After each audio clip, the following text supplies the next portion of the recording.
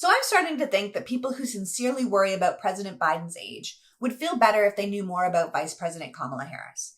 That if, God forbid, something should happen that made Biden unable to serve, it's important that voters feel confident his replacement was ready to lead. It seems obvious to me that the vice president is absolutely ready to lead and we'd be lucky to have her, and yet so many people, and I'm including engaged, informed people, seem to have bought into this false narrative that Kamala Harris is some kind of a disaster.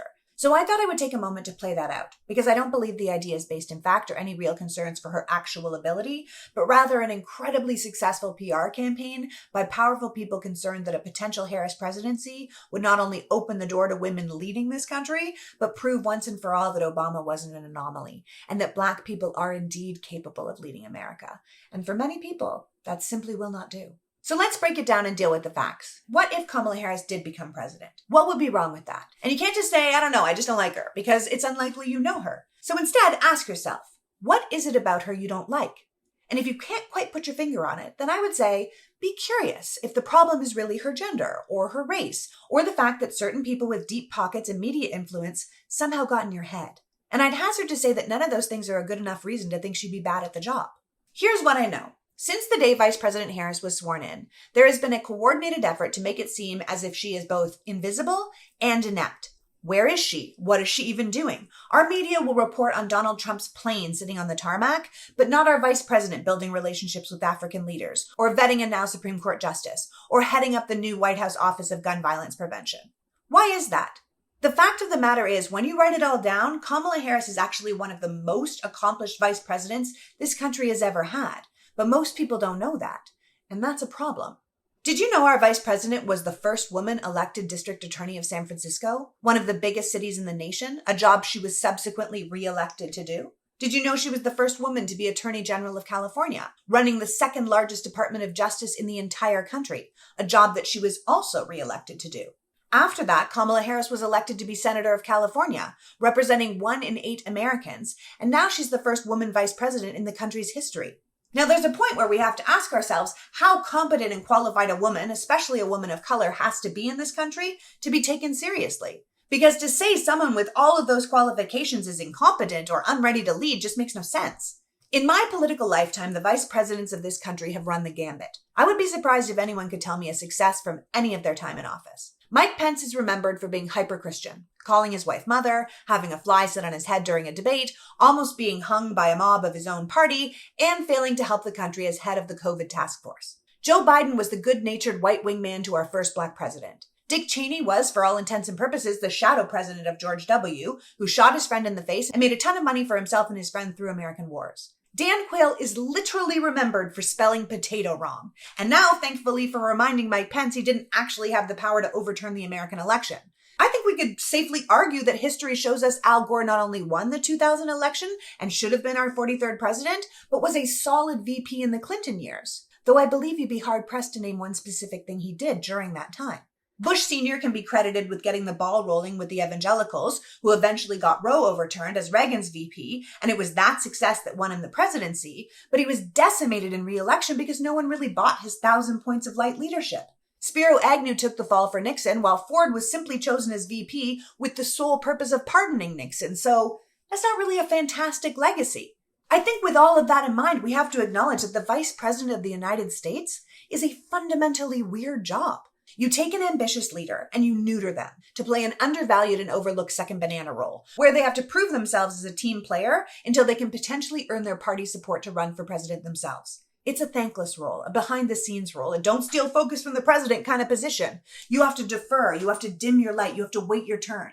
It's always been like that. But of course, the very first woman to hold the position is being asked why she's not doing more, why she's not shining, why she's muzzled, and she's being held to a far higher standard than anyone who came before. So let's understand the role of the vice president, shall we? 2 of the key responsibilities of the VP are to preside over the Senate and break ties as needed. So with our current Senate, which is no longer a responsible deliberative body, but a battleground of party politics where the Democratic majority has to defer to the Republican minority thanks to an arcane rule called the filibuster, VP Harris has been responsible for breaking the most ties in modern Senate history.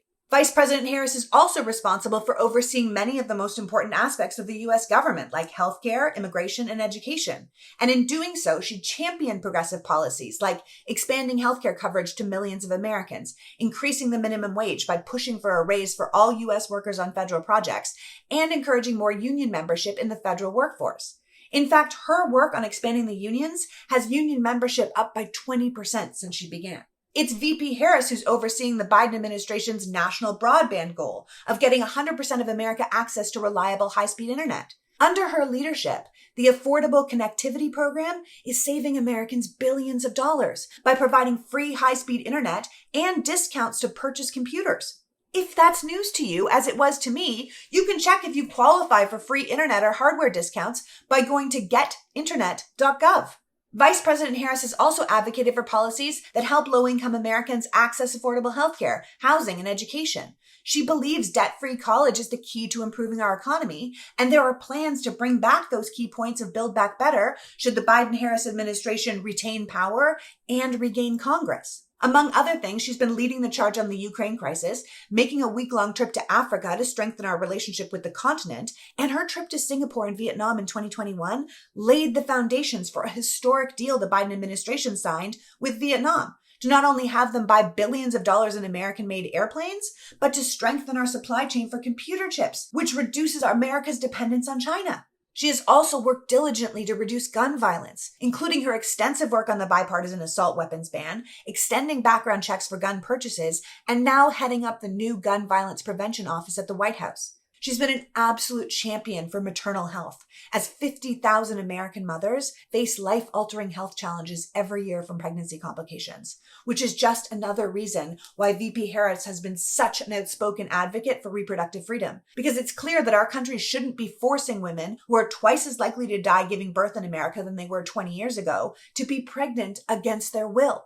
Vice President Harris is a champion of environmental causes, like increasing renewable energy production to combat climate change. She's been a huge advocate for the Affordable Care Act, and she has used her platform to call for the passage of the John Lewis Voting Rights Act and the Freedom to Vote Act, both which Republicans defeated in Congress as Democrats were trying to protect our rights. For the entire first term, Vice President Kamala Harris has been traveling our country, highlighting the administration's policies, its manufacturing jobs, and its new grants. She led the small business outreach to get money into the hands of the businesses who really need it, and is working on a $1.25 billion program for small businesses with Treasury Secretary Janet Yellen, focusing primarily on underrepresented entrepreneurs. Finally, Vice President Harris has been the public face of the Biden administration's response to some of the country's most pivotal events, like the fall of abortion rights, the removal of the Tennessee legislatures for defending gun control activists, and the attempt of Florida Republicans to argue that enslaved people benefited personally from slavery because they learned skills.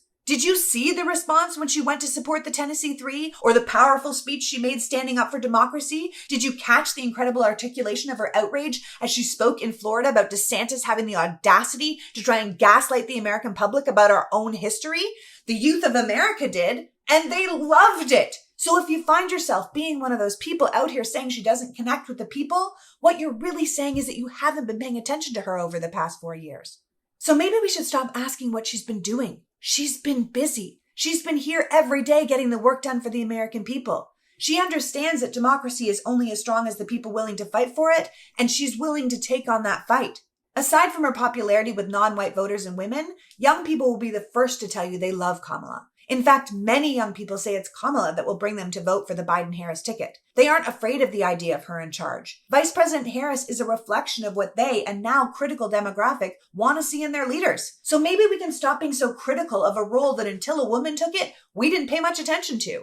Kamala Harris is more than qualified. She's ready. She's proved she knows how to be a team player, but she can step into the spotlight when she needs to. I personally have utter faith in the leadership of Vice President Harris, but I follow politics for a living, and I've known what she's up to even when the media is not reporting it. But now that you know, I hope you might consider feeling the same. Because if we can just put aside our country's sad history with racism and misogyny and realize that we are in an incredibly powerful position with a kind, competent, forward-thinking incrementalist running for re-election and a powerful, passionate, brilliant progressive waiting in the wings, we will see that we have a winning ticket. And the sooner we realize that, the less powerful those who seek to undermine it will be.